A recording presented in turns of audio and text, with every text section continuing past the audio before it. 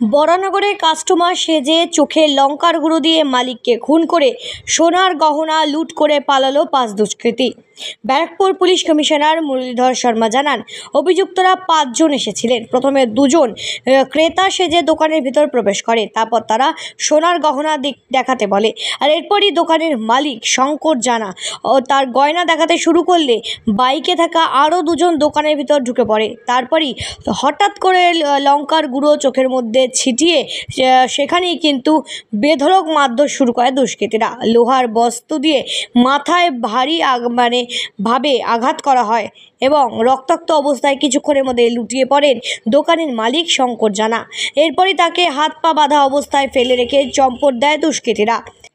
এরপরই সিসিটিভি ফুটেজে দেখা যায় যে শঙ্কর জানার ছেলে দেখতে পায় এবং সেই সিসিটিভি ফুটেজ দেখেই দ্রুত সেখানে ছুটে আসে তার ছেলে এবং বরানগর থানায় খবর দেওয়া হয়। পুলিশ এসে মৃতদেহ উদ্ধার করে। ঘটনাকে কেন্দ্র করে বেশ আতঙ্কের সৃষ্টি হয়েছে এলাকা জুড়ে। আমি এখন প্রাইমারিলি একটা ছোট বক্তব্য করছি। হ্যাঁ, ঠিক আছে।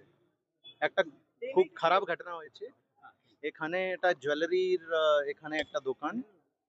এখানে আজকে 3টে নাগাদ কিছু দুষ্কৃতীরা আসে, কাস্টমার সেজে ওরা ভিতর ঢুকে।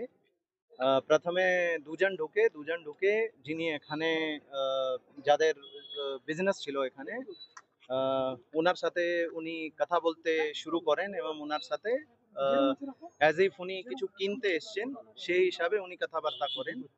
এবং যখন উনি ওনাকে বিভিন্ন জিনিস দেখাতে শুরু করেন সেই সময় আরো 2 জন ছেলে ঢুকে পড়ে এবং আচমকা ওনার উপর ঘুষি এবং লাত মারতে শুরু করে দেয় এবং ওনাকে ওরা বেঁধে দেয়।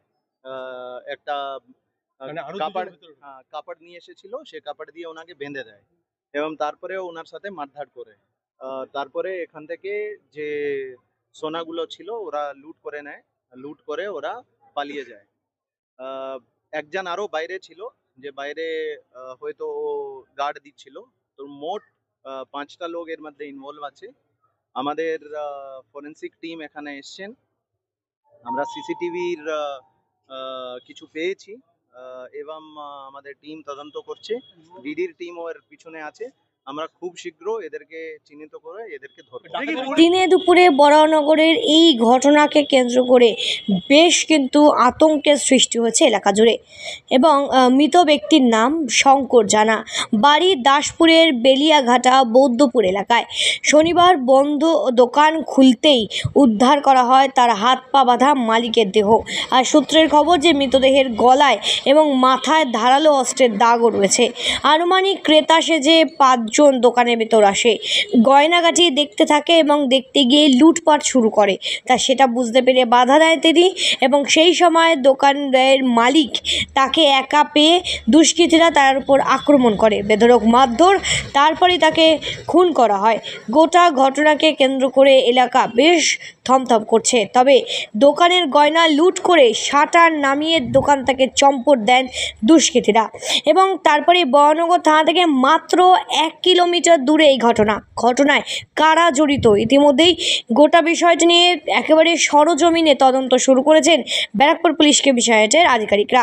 তবে ইতিমধ্যেই পরিবারের এক সদস্যও রওনা দিয়েছে কলকাতায়। তবে মৃত্যুর খবর বাড়িতে আসতেই কান্নায় ভেঙে পড়েন পরিবারের সকলে। পুলিশের প্রাথমিক অনুমান রেকি করে তবেই এই দোকানে লুট করা হয়েছে এবং লুট করার উদ্দেশ্যেই এসেছিল দুষ্কৃতীরা।